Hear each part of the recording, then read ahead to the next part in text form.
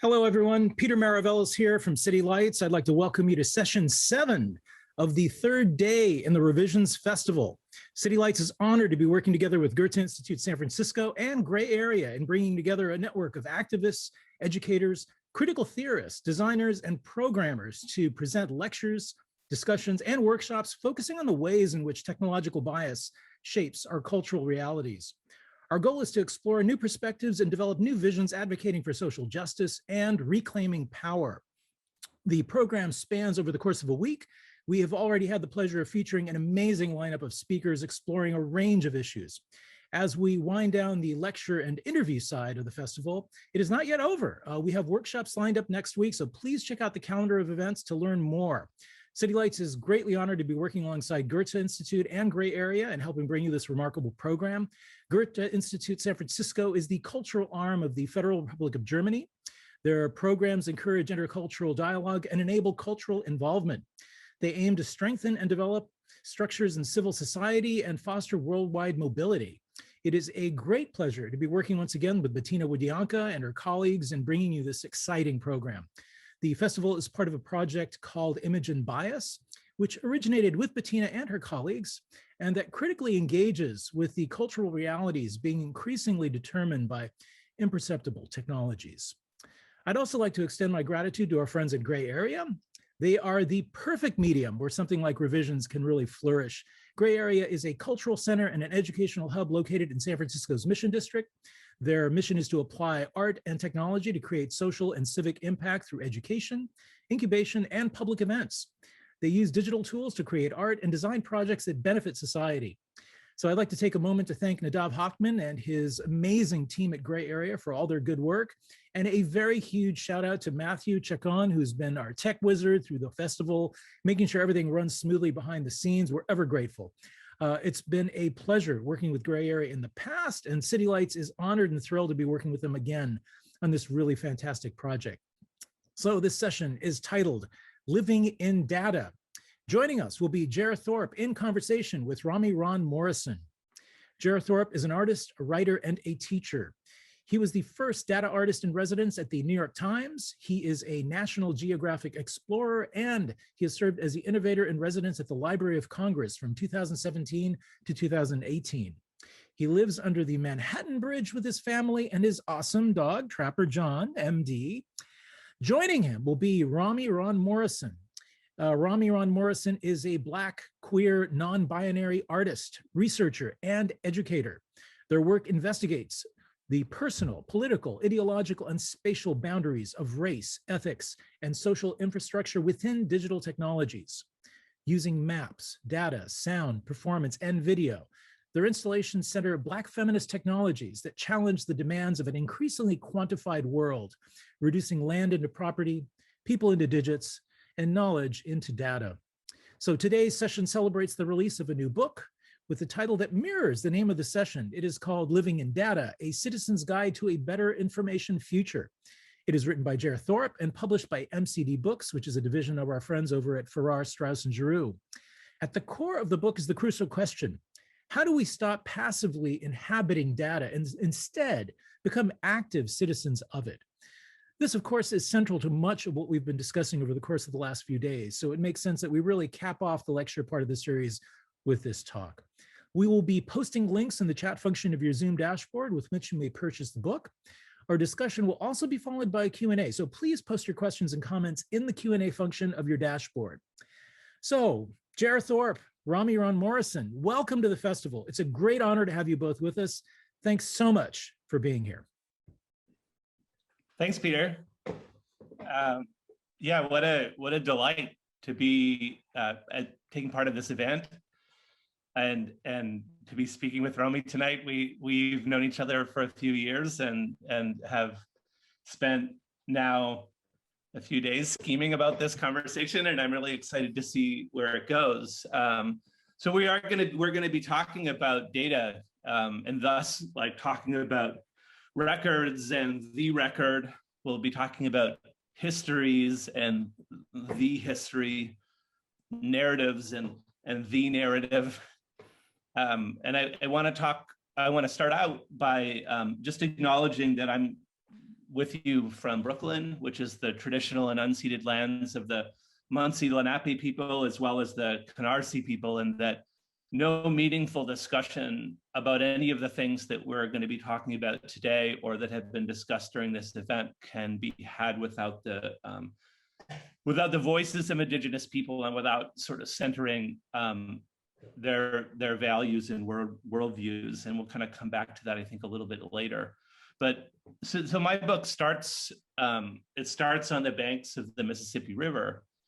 And I thought it would be good just to start by reading that prologue, and then we'll get into conversation. So I'm just gonna take a moment here to share my screen.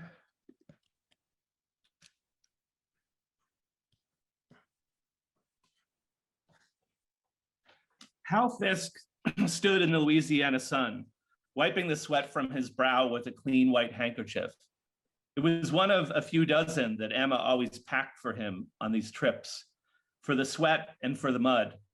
There was mud still in the deep furrows of his geologist's hands, even after he'd wiped them clean and then wiped them clean again. There was mud too, caked and dried up both of Hal's arms to where he'd rolled up his shirt sleeves neatly in the morning. To do any sort of work out here was to be very intimate with mud, no way around it. They'd been trying to get the bore rig started all morning, but the big bit kept on getting caught on something before it could build up enough torque. An old tree root, it turned out. So Bill Hendy was neck deep in the muck with a hacksaw trying to get the thing out. Hal hoped they would get the machine started soon. Around noontime, the heat would be downright unbearable. This was the second last drill between Harrisburg and Natchez, and he was eager to get back to Vicksburg, to Emma, to the lab, and to the data. Where Hal was standing was a good 10 miles from the Mississippi. There was another river that ran much closer, the Tensas. It was a stream, really, choked with turtle grass, half decent for fishing according to the locals, but barely wide enough for a boat even after a rain. What the mud would tell them, Hal knew, was that the Tensas was the meandering ghost of a Mississippi past, a last trickle of a course abandoned some 3,000 years before. It had been clear from the beginning to the first humans who had navigated the river that the Mississippi was restless. Over time, its curves would widen, the water becoming more shallow. Eventually, the elbows of the river would double back on themselves, and the water, taking what it deemed to be the most rational path, would decide to avoid the old part altogether, would flow across the ground to the next loop of the river, cutting off a piece of itself, and repeat. Evidence of this bending and rebending lives in the mud and in the life that sprang from it. A cut-off elbow of the river might spend a century or two as a stranded lake. During this time, it discards its riverine identity and becomes a closed system, something more still. Largemouth bass and quick silvery dace are replaced by languid long-nosed gar and deep burrowing catfish. At the river's edges, new plants arrive, more suited to the idle water of the lake. Year to year, decade to decade, they send their roots into the water to drink, and the soil builds around them. It's a drawn-out argument between land and water, one before it began. The water is consumed, and what is left is a lake-shaped mark of greenery growing on top of a lake-shaped layer of mud. From the sample they'd drawn today, and some 16,000 others, Hal and his team would reconstruct the river as it was. Some of the boreholes that the team drilled reached down more than 13,000 feet into the earth, and the rock there held evidence of the river's beginnings after the last great ice age, some 2.5 million years ago. From mud and rock and aerial photographs, they would draft maps of each of the river's abandoned curves, stacked on top of each other, a record of a huge, timeless, writhing thing. The result was a report delivered in 1944 titled Geological Investigation of the Alluvial Valley of the Lower Mississippi River. From all those columns of earth and images from airplanes, they built an epic geological story, one more complete than had ever been told. In the report, you can read of roaring glacial runoffs, of boulders carried across continents, of the Sunflower System, the Phoebe's Gap, the Walnut Bayou segment, the Gulf Coast geosyncline, of bed materials and bank recession and salt domes and uplifts. Fisk's work was a gargantuan feat of data collection, of synthesis and map making. From mud and patchwork photographs, he gave the river, with its school rhyme name, a 170-page origin story of a place, of a landscape, of a way of life. There were 200 copies of Fisk's report printed, and for $2.50 plus postage, it would be delivered to you. A compact book printed on white paper and 26 map plates neatly folded into quarters and tucked into brown paper envelope. One of the copies ended up at the New York Public Library, and a few months back, I went to the main branch in Bryant Park to visit it. Even though I'd seen images many times, when I unfolded the first plate onto one of the reading room's broad wooden tables, my heart skipped a beat. The maps are gorgeous, visceral things, rendered in a brilliant color palette of green and yellow and orange and red. And they're big. I could fit only 4 plates on a time on the 20-foot long table. To see the whole set of maps in one place, you'd need a hallway 108 feet long. Seeing that I was trying to get a photograph of the maps from above, one of the librarians brought out a stepladder, and I climbed to the top. It might have been vertigo, I'm not good with heights, but a kind of dizziness overtook me as I looked down into the 4 plates, onto a stretch of the river that spanned 2,400 miles and 10,000 years. For a moment, I saw a map of this book that you have in front of you, and I realized that the story I have to tell too is one of meanderings, of swift currents and slow corners, of silt and history. It's a story that has come to be in part by looking down from above, watching and listening and reading, spending hours in archives. Mostly, though, it has come from time spent waist deep in data, in research labs at the New York Times and the Library of Congress, on expedition with National Geographic field teams, in galleries at the Museum of Modern Art at the bottom of the ocean, in cities like Calgary and St. Louis and Manchester, and in the middle of Times Square. There was mud on my hands. There are 164 rivers that join the Mississippi on its 2,000-mile course from Lake Itasca to the Gulf of Mexico. The Languille, the Skokie, the Edwards, the Grant, the Iowa, the Missouri, West Branch Sugar River, and Hay Creek and Bayou Pierre. The biggest of these have their own tributaries. So to consider the river is to stretch from Montana to Pennsylvania, from Saskatchewan to New Orleans. Read about data in the newspaper, read about it online, and it might fool you. It might fool you into believing that the path we're on is a predetermined one, that the way in which we're being carried along its course is the only way we can go, that its history could be drawn in one clean line. To tell the real story of data, though, is to speak not only of the big topics, of Facebook and machine learning and targeted advertising and visualization and facial recognition. To get the whole picture, we need to visit the smallest creeks and brooks and streams, the places where the story bubbled up a century ago, and the places where we can find news stories just beginning to flow. Helen Hall Jennings sits in a classroom in Brooklyn in 1931, watching the students writing in her notebook. A 17-year-old in Cleveland dials into the nation's largest freenet. Outside a school in San Francisco in 1999, children plant 2 walnut saplings, identical clones. In the theater in Birmingham in 2003, a woman is on her hands and knees, carefully counting out 2,435 grains of rice. In the highlands of Angola in 2015, a convoy of mine-clearing vehicles rumbles through a pristine forest. On the north side of St. Louis, a group of 9th graders project census data onto a hand-drawn map. On a glacier high in the Canadian Rockies, a sensor records a sudden movement of the ice. There's no straight line to be drawn between these heres and theirs, these nows and thens. This book will by necessity meander. It will double back and reverse course. Step back though, climb up on a ladder, and I hope you'll see a bigger story.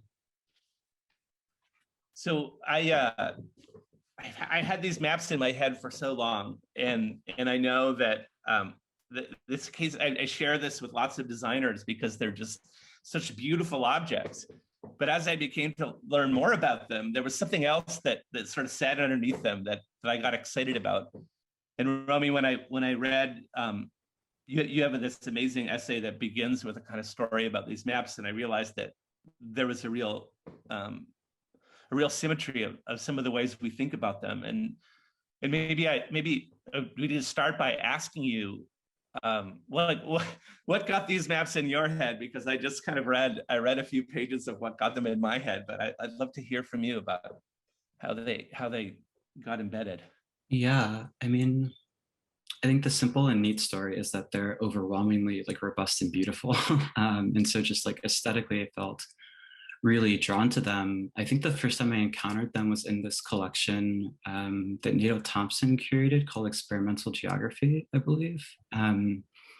But I think the real reason, the longer form answer, is really that there's such a celebration of air entry. And so often when I give a talk or try to introduce people to my work, I try to juxtapose the Harold Fiske maps with like the J.T. Lloyd 1862 maps, which really encompass, I think, the maybe more traditional ways that we come to understand rivers as they're being visualized on a map as a discrete kind of linear blue line. And I usually put them in juxtaposition because I'm really, very curious about not only the ways that maps come to represent information, but then produce what we come to know as being, kind of what the river is really, aside from something that is navigable or controlled, but something that is agential. And there's so much agency in looking to see all the circuitous paths that the alluvial sort of like patterns of the Mississippi have taken over time. And that Harold Fiske map just incorporates that so beautifully,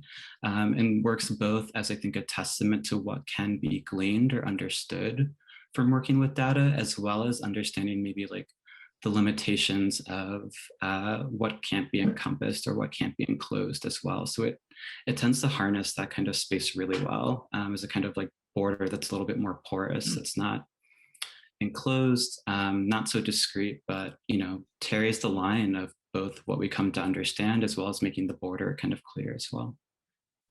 You make a point which I hadn't really thought about when I looked at the maps, that what we would normally consider to be the most important piece of it is rendered a negative space. So yeah. the river as it existed when this survey was done is actually the ghost, and all of the things that are in the past feel much more visceral. And to me, that just reading that has become a really useful metaphor, because we, as I spoke of, we have these ideas of not only where has data come from, but where it's going. And I think in all of many of our discussions and our critiques, that is the thing that's sort of inked so clearly. And the rest of the discussions, the rest of the topics, the rest of the kind of people who are excluded from some of those topics, the histories are ghosted. And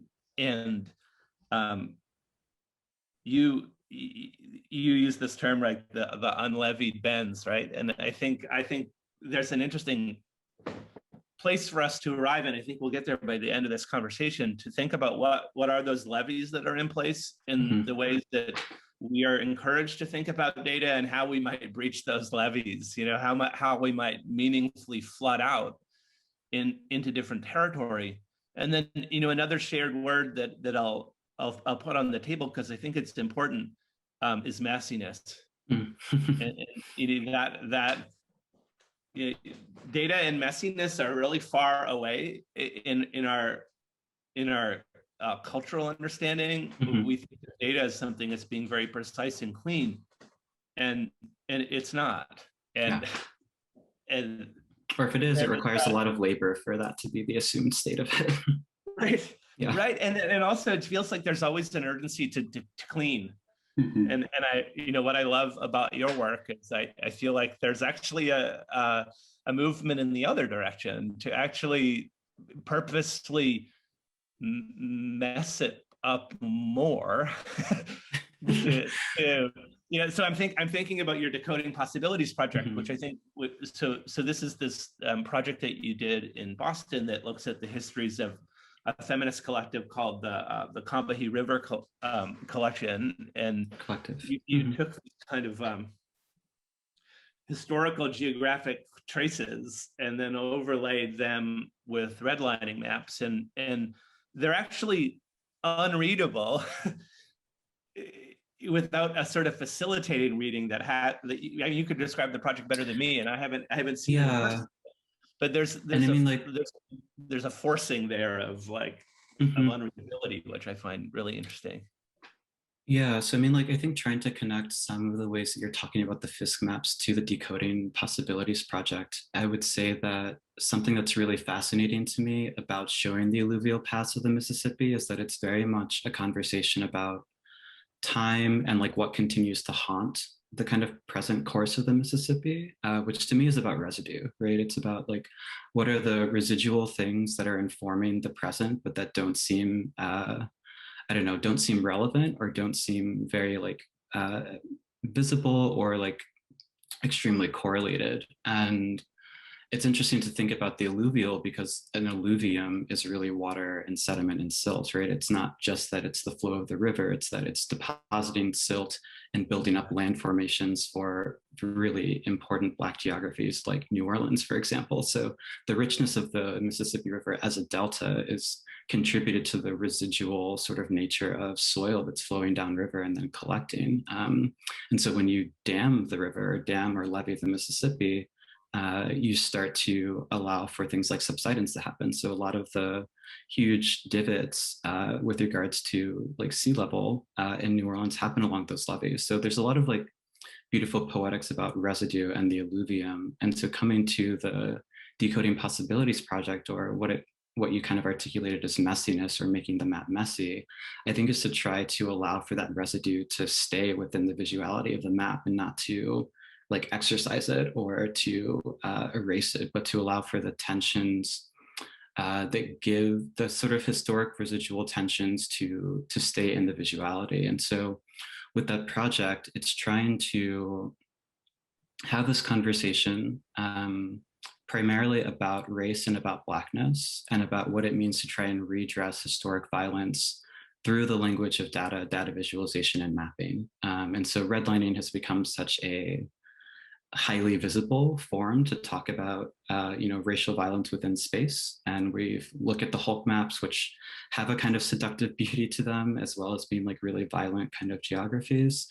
And part of Decoding Possibilities was to try and maybe suspend the analysis of thinking about race just as a site of abjection within those maps, and instead to ask questions about what becomes unreadable or unknowable because of the overdetermination that data kind of has, particularly in the Hulk maps for visualizing Blackness as the kind of sites of violence, but instead to think about Blackness as a site of agency. And so looking at the archive, the Combahee River Collective, that's kind of like the layer beneath the contour lines of the red line geographies of Boston, and you start to see in these kind of alluvial formations how they were bringing together resources from lots of disparate groups in Boston at the time to essentially launch a project to ensure the safety of Black women in Boston in 1979. So it's about how to, in a similar way, looking at the Fisk alluvial maps, see the landscape as something that is agential rather than the site where levying or violence happens. So to see Blackness beyond just a site of abjection, or race as something as a site of abjection within the map, but as a particular geography that also is in response to violence versus just being overly determined by it. It's interesting that you bring up the I don't remember the exact phrasing you used, but those redlining maps with their kind of, I would have maybe previously thought of those as like schoolroom colors, red and blue and yellow and green, although now we might think of them as Google colors, those kind of very bright, like primary maps. So we can when you were talking about residue, I thought about this. So I'll talk about this project a little bit that I did in St. Louis, but I'll start with a bit of a tangent. That's that I'd spent, I don't know how many years. I started the project in 2013. I think I'd spent about 3 or 4 years there before I went across the river to East St. Louis, where the Cahokia Mounds are, so the Cahokia Mounds are remnants of an indigenous population, which at its height, which would have been around 1100 CE, the population of that place would have exceeded the population of London contemporaneously. And it's now these kind of very rounded hills. There's almost nothing left of them. And So anyway, that was my strange aside when you're talking about it, some of that silt that's being carried down the river is the silt from these civilizations. And so anyway, so in St. Louis we did this project which I think I came to with a kind of innocence, which now looking back, so we had this idea that we would take over this abandoned gymnasium in a school in St. Louis North Side, and we would create a place where anybody could come in and author these 10-foot by 10-foot maps of their city and their lived experience, and then they would use those maps as instruments to read data. So we would project data layers on top of them. So there's something else kind of mapping and layering happening. And so there was, I came into that with a couple of problems that had always been in my head. And one was the complete asocialness of data, right? We experience data usually, in a newspaper or on our screen. It's a lonely thing. And I wanted to try to figure out ways that we could make the analysis of data a more social experience.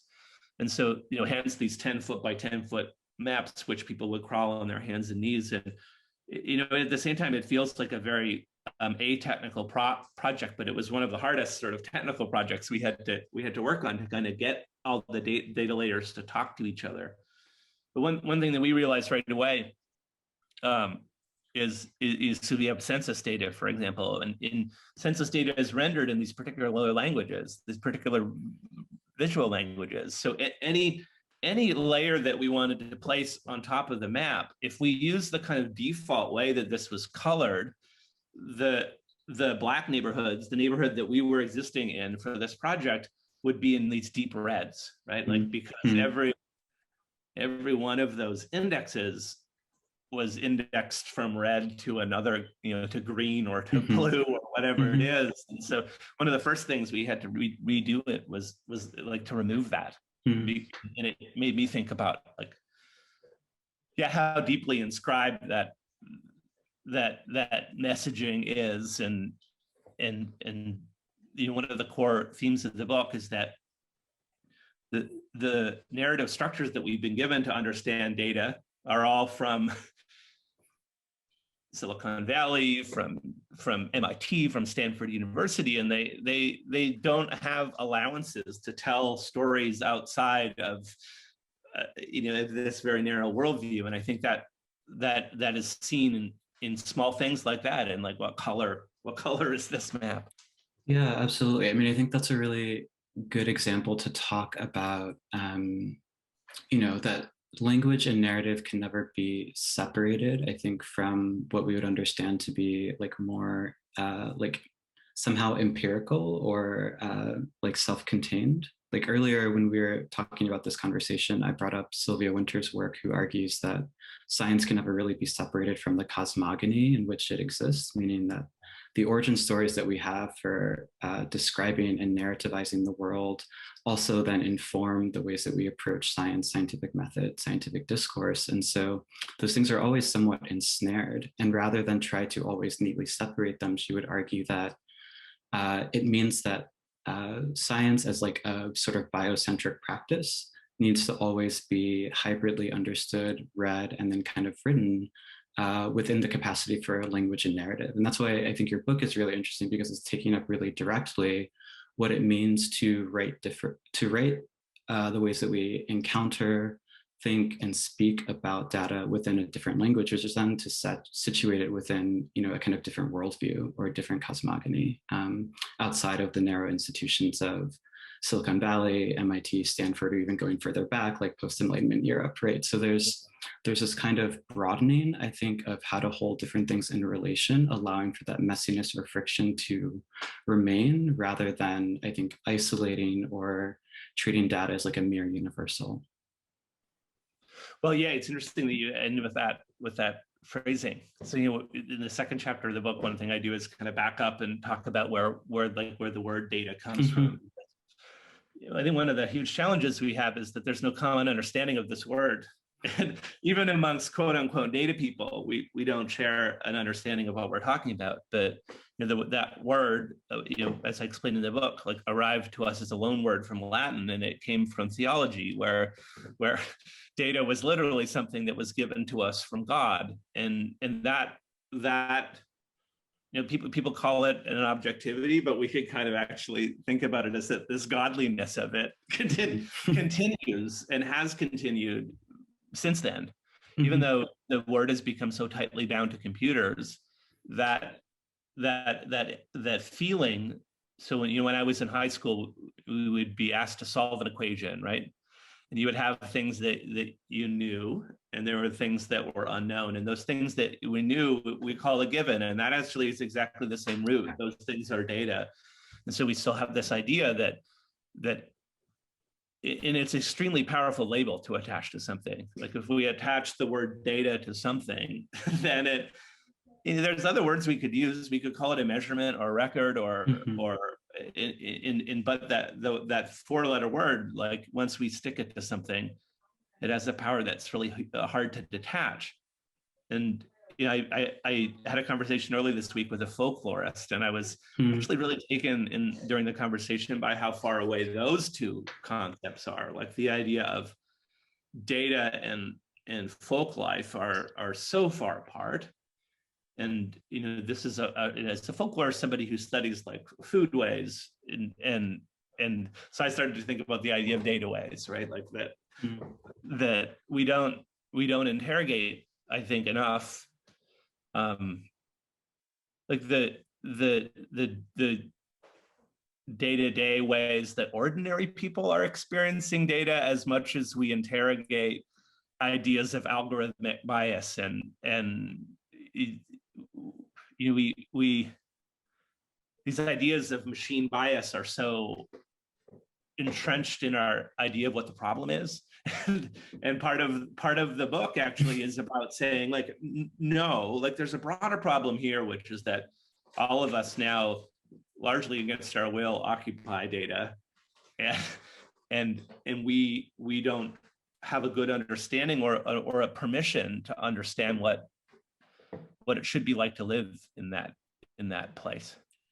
Yeah, and you asked me earlier about my thoughts about unknowability, and I think there's a relevance here in that, rather than, for me, I think continuing a kind of residue by which rationality is kind of made akin to ethics, which is a very post-Enlightenment idea of like the human.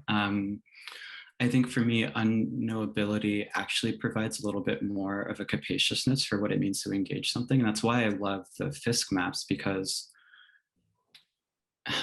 it's not contained into something that's knowable and therefore predictable, that can be kind of seen as something that can be governed and maintained. And because it has a sense of agency, you have to be kind of in awe of it a little bit, because there's potential harm that could come to you if you don't treat it seriously.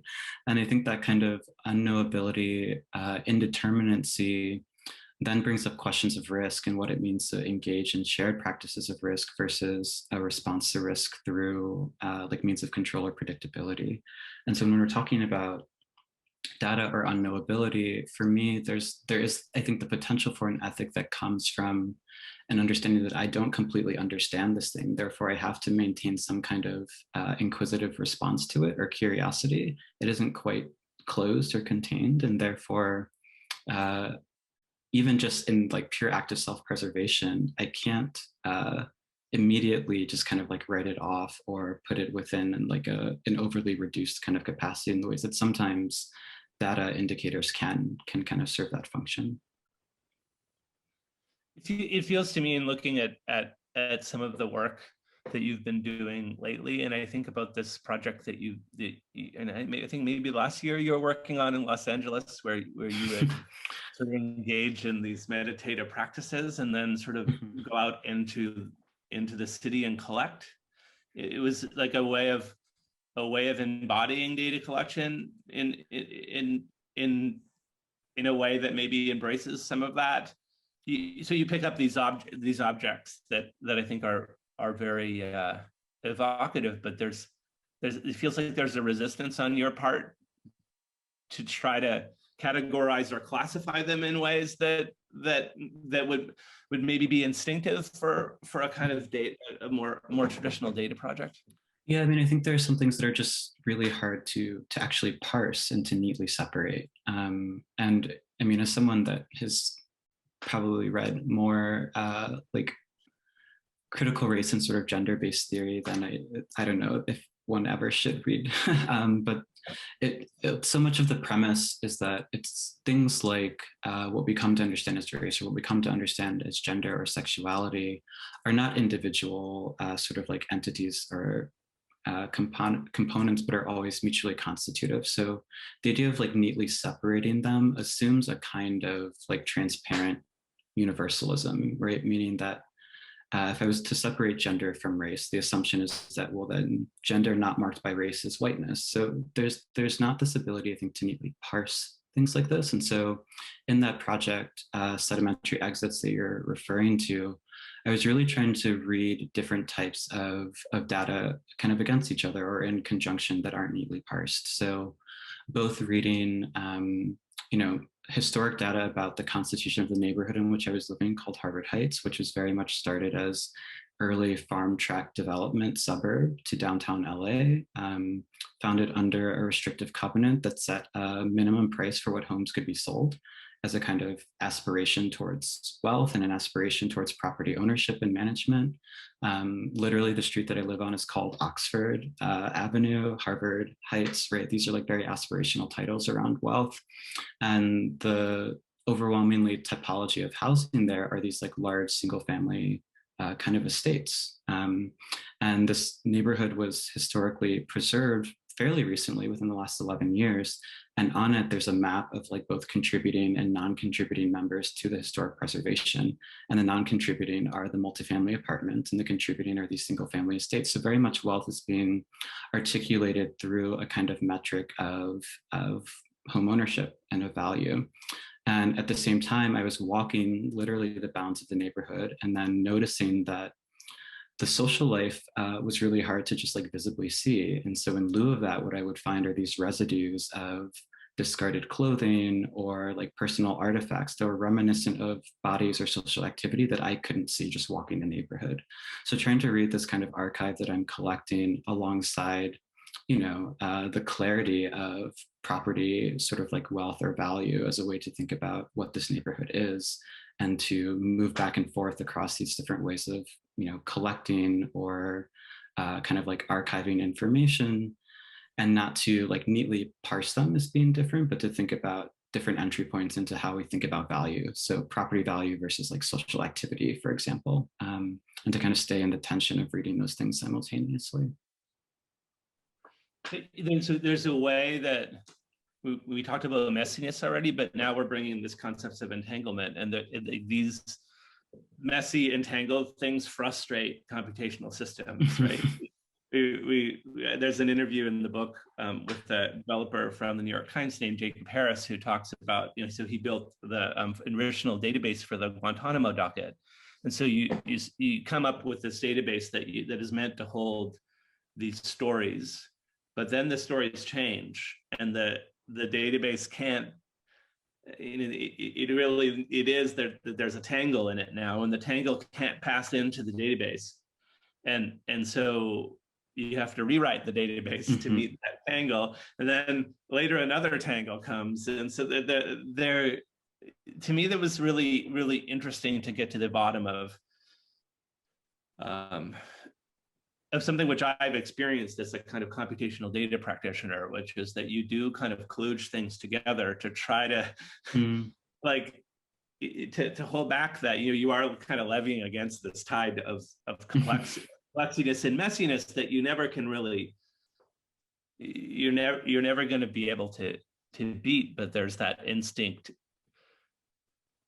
that's like a required task of computation, is that it's a battle, between these two things. I think it's interesting to think about what it would mean to make that labor like more explicit with the output that then is being visualized, because I think then you have a more complete picture, at least about the explicit acts of things like interpretation, processing, like interoperability. Like none of those things are axiomatic or just happen. But again, it is this question, not just of like the labor that is required to allow for that, but then you have a fuller picture of how something like a visualization, is simultaneously producing knowledge as much as it's visualizing it. Like visualization is almost a misnomer there a little bit. And so it then never removes those kinds of questions of, human agency or responsibility. I think that's where the moments of responsibility become clear in that kind of labor, because there is a sort of creative license, I think, for what it means to clean data, and usually with a prerogative of some kind. And so keeping those things somewhat visible, I think, as a part of the ultimate visualization that is created is I think an interesting premise, or having those kinds of receipts as a practice I would love to just see more. Well, uncertainty is the grand challenge of visualization, and it's a challenge that has not been solved in any sort of way that feels sufficient. Mm-hmm. But that also again speaks to, I write about this in the book, is that one of the reasons why I got tired of visualization was that kind of pervasive sort of belief in its sort of, and can go back and call it a sacred ability to like tell the truth and to tell it neatly in a way that I think is actually, it's fundamentally authoritarian, first of all, right? Mm-hmm. Like to be a data visualizer is to play the role of the authority. And I also, just got frustrated by the lack of space there. And so that's, I think, why I started working with performers, for example, with sculpture, with sound, with participatory practice, was actually that all of those things provided a kind of better means of communicating that kind of messiness. And that again is an underlying message of this book, is that there's a huge amount of room to be speaking about data and to be telling data in ways that not only are not sort of dependent on large scale computation, but are actually kind of better exercised by people who right now aren't expected to be data tellers. Yeah, and I think you're speaking to things like affect. I mean, you're speaking to relation. There's a relation in seeing. There's a relationship between listener and sound, or there's a relationship between like observer and performer. Like those things are. It's easier to invite people, I think, into that space. You have a little bit more agency as someone that's like curating or constructing that project, versus I think something like a visualization, which then is often detached from creator and kind of circulates outside of your capacity. But I think there's also something really interesting in thinking about time, because often in the kind of game of data visualization, what is created at a particular time is a snapshot, but then the way that gets interpreted is often divorced from a kind of temporality, right? It's meant to just be everlasting or evergreen until it needs to be redressed or retooled. And so the like product of the visualization versus the labor that it takes to constantly work and rework data are somewhat divorced. And I like the ways that you're reflecting on time and visualization through the One Tree project, or some of these other sort of modalities of thinking about what it means to think of indicators as an endurance, maybe more so than this kind of evergreen, encapsulated, static representation.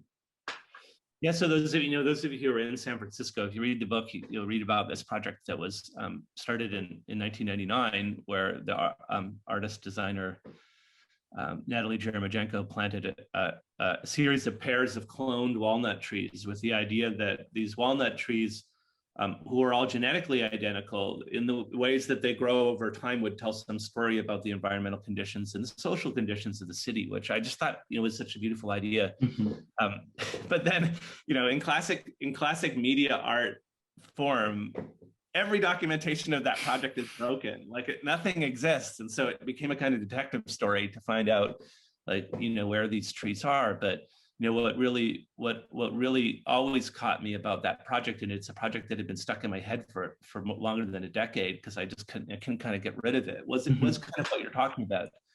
We expect not only to be able to take these complex things and reduce them to like something that appears on your screen, but we also expect them to be able to tell that story in 30 seconds. Yeah.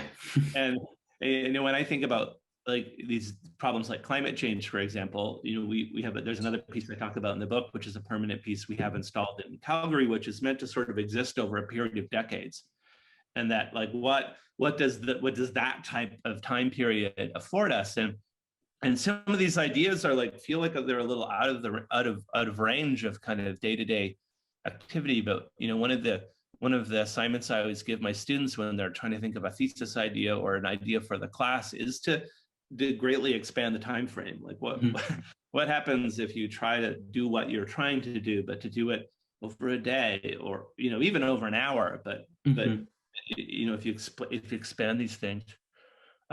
We're running out of time, and I want to get to something because I think it's important to talk about. But you briefly mentioned that part of the end of the book is a series of conversations I had with Maui Hudson and Tahu Kukutai, who are part of the Maori Indigenous sovereignty movement.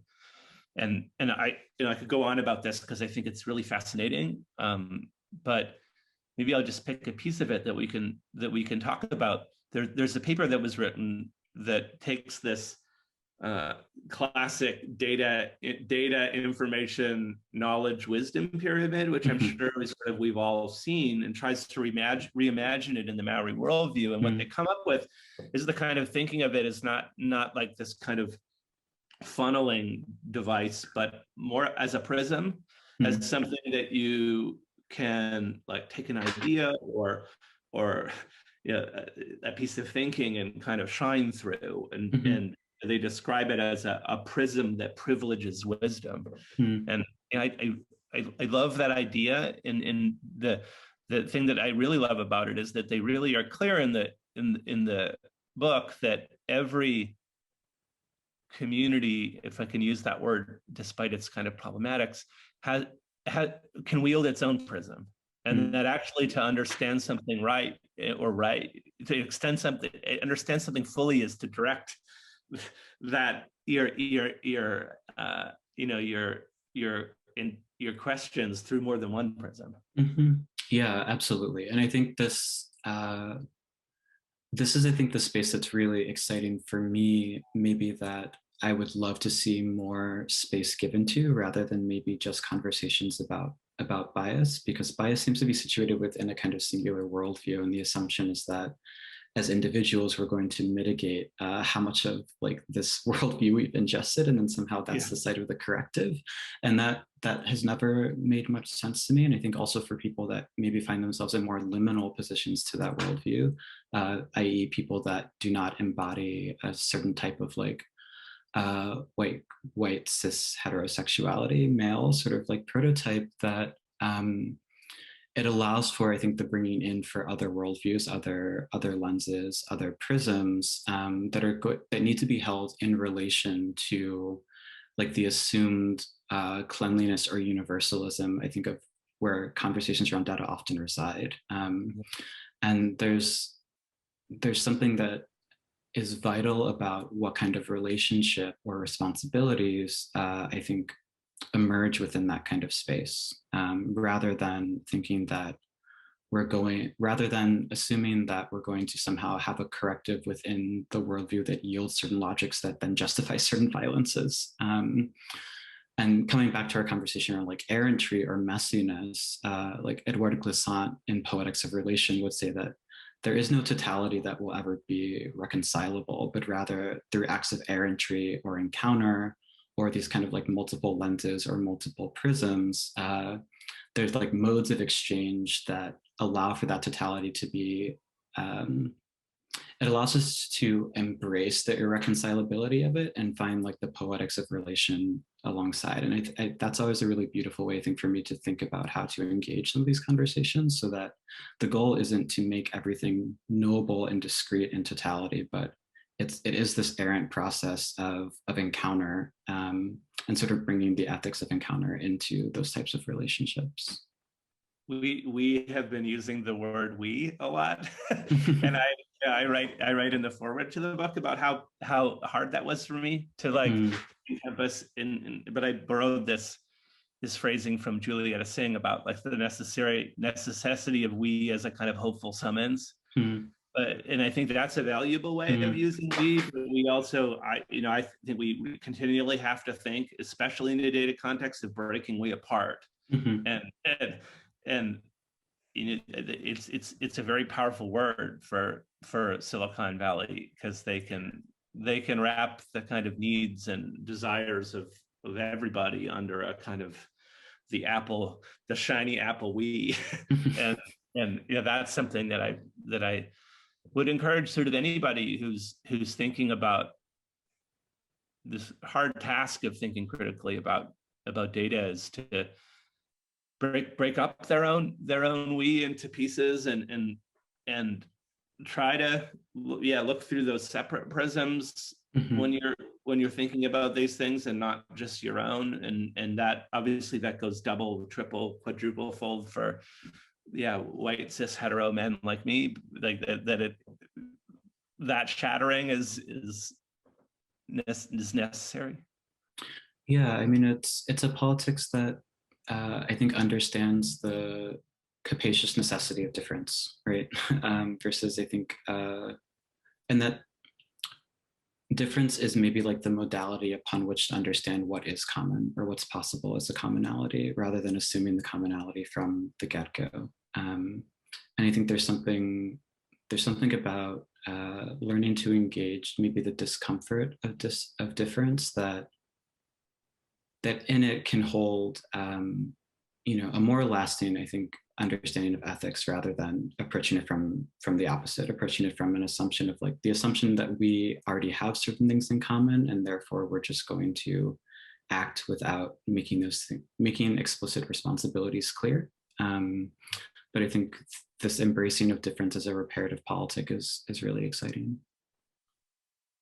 This was an awesome conversation. I really enjoyed it. And I wish we could talk for longer, but I think we should maybe bring in questions if we have some questions. Hey, Peter, there's Peter, just right on call. So please, everybody, post your questions and comments. I would like to start off maybe with, what was invoked for me. I love the fact that you mentioned messiness. And somehow Donna Haraway came to mind, and thinking a lot about her treatise, Staying with the Trouble, and the ways in which that had explored, ways in which we reconfigure our relationships to Earth and its inhabitants.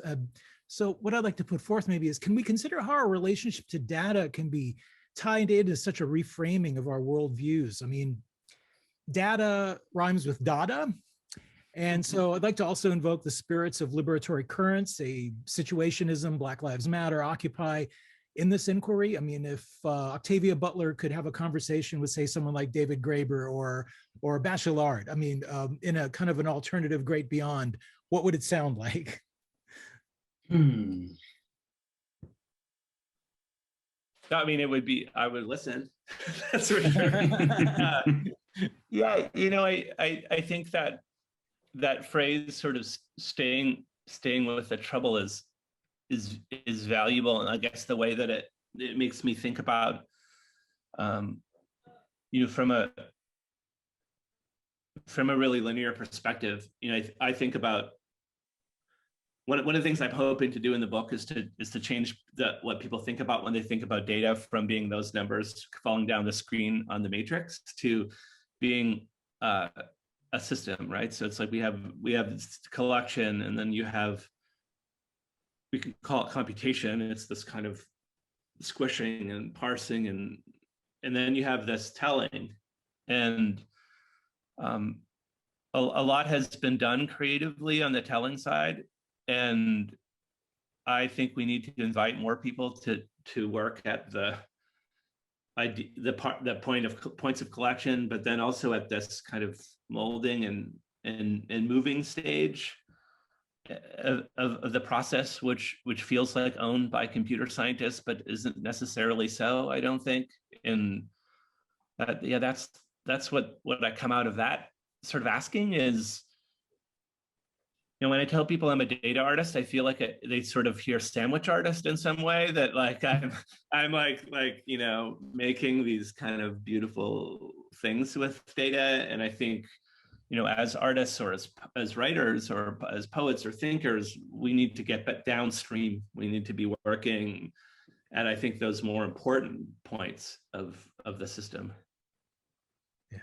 Yeah, there's Denise Ferreira de Silva has this article called Difference Without Separability that I find really intriguing. And in it, she's giving, a very short snapshot of like post-Enlightenment European thought. And one of the things that she kind of uses as an idiom to describe it is efficient causality, which I think is something that very much informs how we interpret or understand data, as a kind of efficient causality.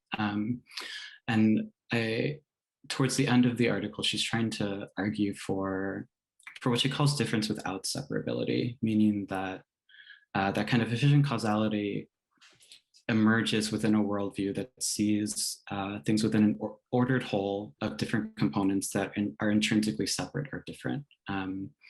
And because of that separability, there's a lack of staying with the trouble. There's a lack of kinship in the way that Haraway is talking about it in that text, because we no longer then bear an ethical responsibility of what is intrinsically different, but we understand them as being irreconcilable.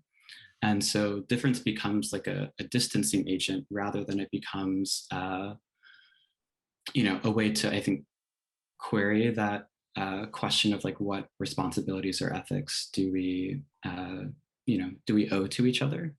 And so in your question, what I'm hearing is, what is the potential for engaging data from the space of difference without separability, or what kind of like knowledge making then is possible in that space? And I don't know that I can answer that question, but what I can say is that I find a lot of really promising content from the ways that certain Black studies scholars like Shaka McLaden or Catherine McKittrick or Sylvia Winter or Denise Ferreira de Silva or Alexis Pauline Gumbs are thinking about things like computation, or thinking about things like data, and I think are really trying to stay in the social relationality of information rather than that kind of efficient causality. And so there's something promising there, because it gives us not only a different language, but a different politic and worldview from which to approach questions of data that don't assume that it's already this question of like axiomatic, integers that we need to that is the space of the problematic that needs attention. It's more, what is the worldview that has constructed this understanding of data as universal, and therefore what other lenses or prisms kind of counteract that. And so I find a lot of promise in that kind of scholarship, or in those kinds of like investigations and queries.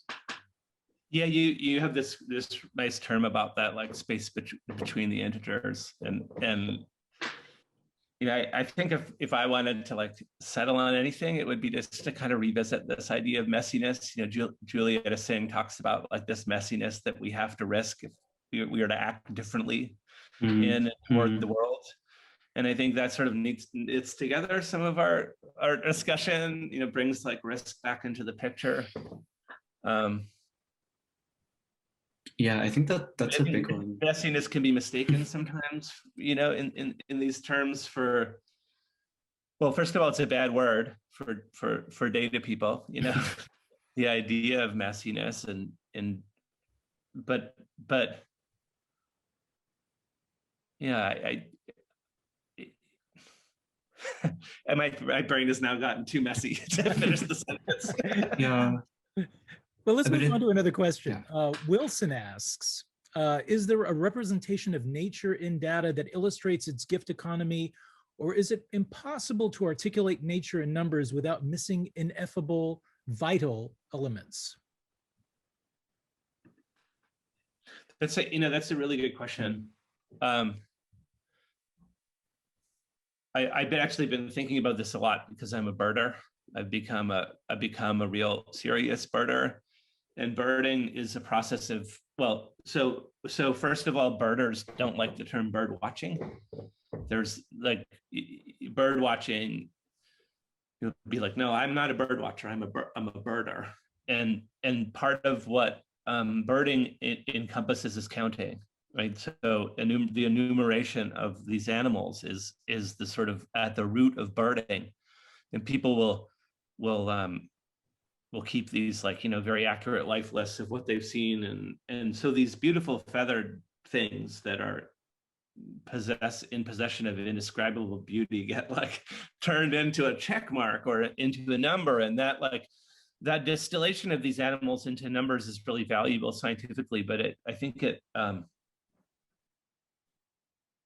loses something that can be irretrievable. And I've been working a lot with bird data. I taught a class last term at NYU called How to Count Birds, which is about bird data.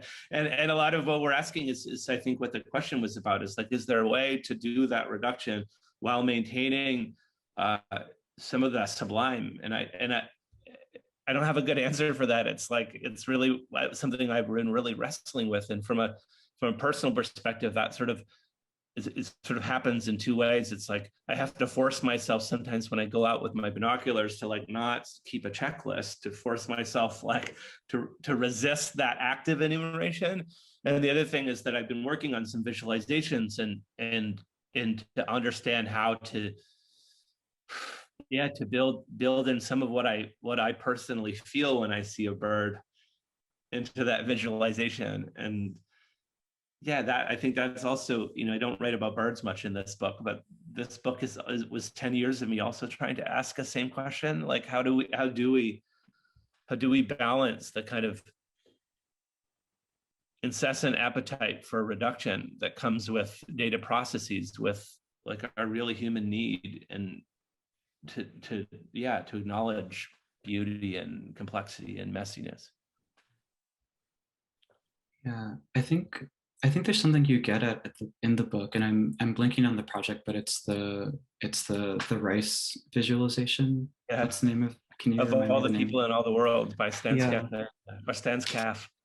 And in your conversation, you're near the end of it, you're speaking about how inevitably, observers of this visualization of rice to, try to make something like a numeracy, I don't know, just like more relevant for people or more personalized, that people always find Aaron Rice somewhere, and they personify the rice as if it is a person, right? So it's like these people are lost, or they've been separated from the group, and so there's something. They'll come with that grain of rice held gently in their hand and be like, I found this. Yeah. I mean, I think that's that piece like really sits with me for that reason. It does, it's a magic trick that we need to understand how to do more. Yeah, so there's something about a numeracy being something that has the potential for affect, right? And that often is attributed affect, even though it's not always made explicit. Like Jared, in one of our earlier conversations in prepping for this, we were talking about Michelle Murphy's book, The Economization of Life, and she has this term phantasmagram within it, because she's speaking about GDP and aggregate data, and then the kind of like affective narrative stories and attachments that are placed on something like GDP, not as just a figure, but as something that denotes the health of a nation, that denotes like anxieties, fears. And so I think there's a lot about integers and numeracy overall that still operates in an affective register. And I think the rice piece that you're kind of bringing attention to, it makes that affect really explicit as a form of communication, so that the number doesn't just stay as a digit, doesn't just stay as something in isolation, but allows for the affective to kind of live beside it. Yeah, it's worth saying, just in the last piece of response to that is that's a project done by a theater group, right? They don't come. It's accidentally a data project. And I think that's the reason why it works so well, is they come with all of the experience and intent of creating something human in a space rather than counting numbers. This really evokes the poem of the late surrealist poet Philip Lamantia called Ornithology as a Form of Yoga. He had found birding to be almost like a visceral pursuit that was really filling him with, a lot of personal satisfaction. It had, you know, just a great, almost a personal spiritual kind of content. You know, this has been such a rich conversation, and sadly we're out of time, but thank you both so much for this wonderful gift. We're ever grateful and so happy you could have been part of this. I'd like to encourage everybody, you know, we've posted links in the chat function with which you can purchase copies of Living in Data. Also, what are you guys going to be working on in the near future? I think we'd all love to hear a little bit more about just upcoming projects, anything we should know about. Yeah, I can jump in. So this will be a busy summer. I have 2 artist residencies that will facilitate working on 2 different projects that I have. One through Transmediale, working with a collaborator, Mimi Onuoha, who's another fantastically brilliant artist who thinks and works with data often. We're working in the book, yes. The Library of Missing Data Sets is a fantastic piece by her. And we're working together building this archive that's thinking about quotidian acts of care, Blackness, futurity, and what it means to enact an archive through correspondence. And then separately through Culture Lab, which is kind of spread across LA and New York, I have a year-long residency with them developing this project called the Future Conditional, which is looking at histories of Black diasporic movement and socio-technical infrastructures for sharing very site-specific information through quilts and through the freedom quilts in particular.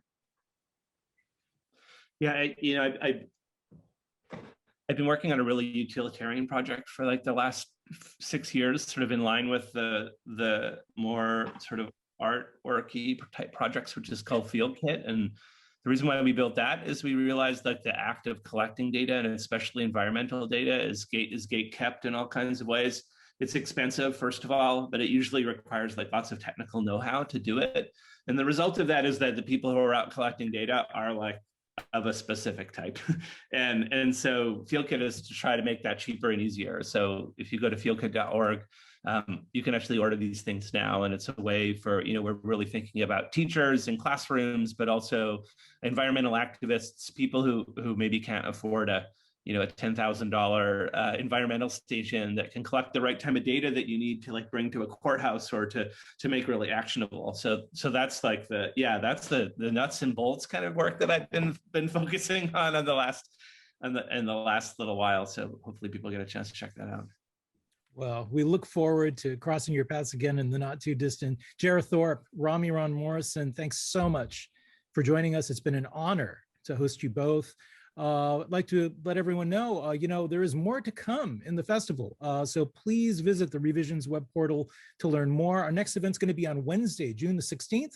It's called Understanding AI Data Bias, and it's going to be moderated by members of the Intelligent Museum, a practice-based research and development project at the ZKM Center for Art and Media Karlsruhe in the German Museum. So also I'd like to let you know that tonight's talk will be rebroadcast on Gray Area website in the near future. So if you know anyone who missed this talk, or if you'd like to see it again, please check it out. This event has been co-sponsored by the City Lights Foundation, which is a 501c nonprofit, carrying on the legacy of our founder, the late Lawrence Ferlinghetti. The City Lights Foundation fosters an active engagement with books and literary culture. Our public events, publishing program, and educational outreach are dedicated to sustaining a vibrant community of readers, writers, and independent thinkers. So thank you all again for joining us. We hope to see you all again soon. Please be well, everyone. Bye. Thank you. Thanks, y'all.